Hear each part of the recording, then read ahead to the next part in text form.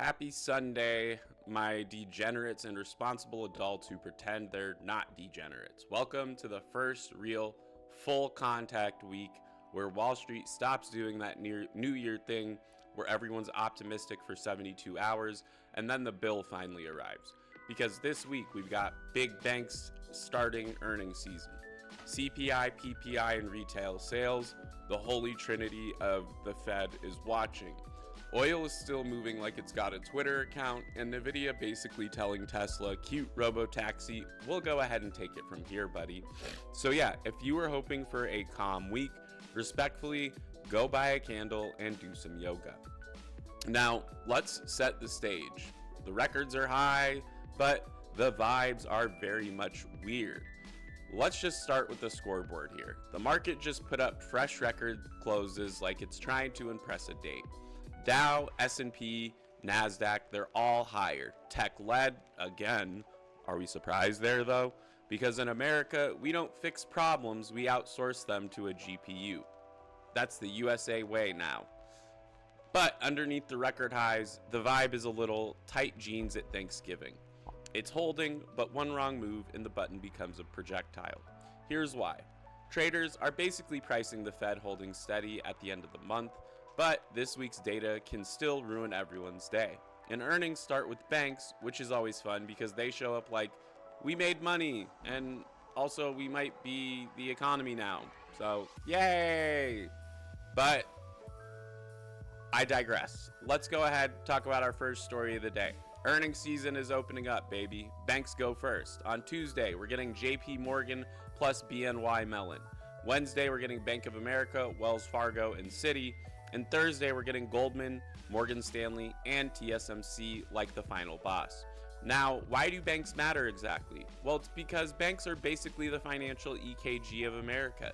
They tell you if the consumer is alive or just walking around with a credit card and vibes. Now, what Wall Street will obsess over, aka the diamond bingo card, net interest income. Are they still printing from the rate environment? Credit quality, delinquencies, charge-offs, the oh poop, oh crap section. Loan growth, are people borrowing or just emotionally spending?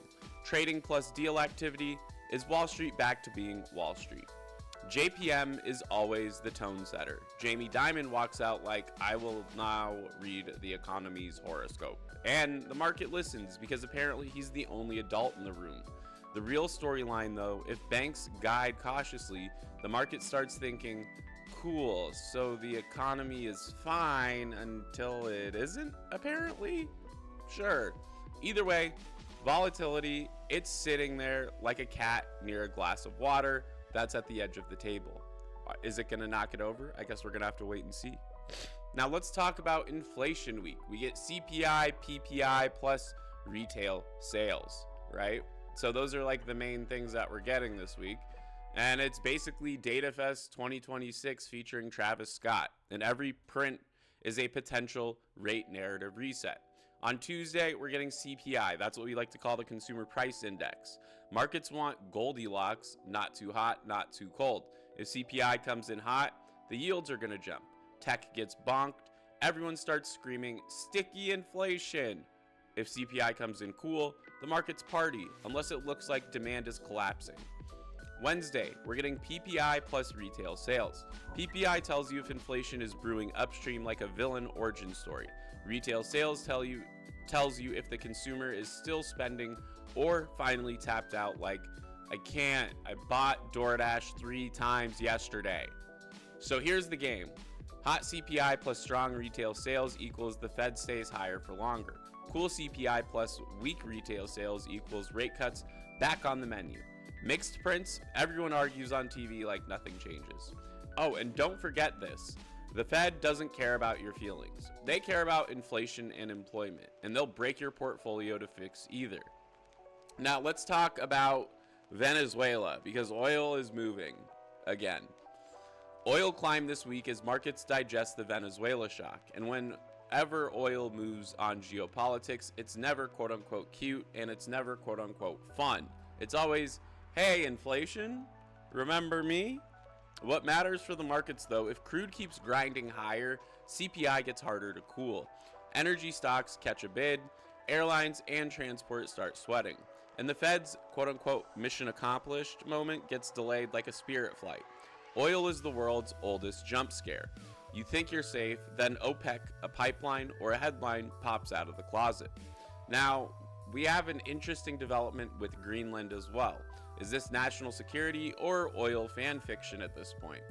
Now, 2026 is apparently including the Arctic expansion pack. I didn't remember downloading that DLC, but hey, let's get into it. The investment angle is simple. Greenland gets framed as the next potential massive oil frontier, huge reserves, brutal conditions, long timelines, political risk. It's the whole buffet and some. The market angle of this is the part of the broader theme that energy security equals national security now, and that pushes capital forward. Think energy infrastructure, defense plus geopolitics hedges, and commodities plus real assets. But don't get cute and assume it's quote-unquote easy money. Arctic oil isn't a trade. It's a multi-year endurance test where the weather can literally delete your quarterly plan. Now, Nvidia and Tesla moving away from geopolitics and moving into some more tech. This is the fun part. Nvidia is basically saying the ChatGPT moment for self-driving is here. And this is Nvidia and Tesla partnership being discussed. The translation of this, we're not just selling shovels anymore, we're building the gold mine. And that's huge for Jensen and that company. This is the next phase of the AI trade. Not just training models, but deploying them into the real world. Robotaxis, industrial automation, digital twins, physical AI, quote unquote. Think machines that perceive, reason, and act.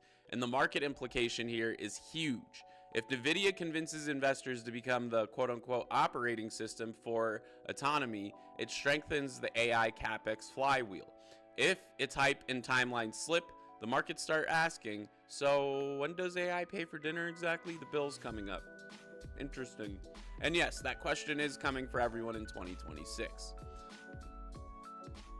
Now, here is your clean weekly hit list that you can take to the bank and make your decision making a little easier.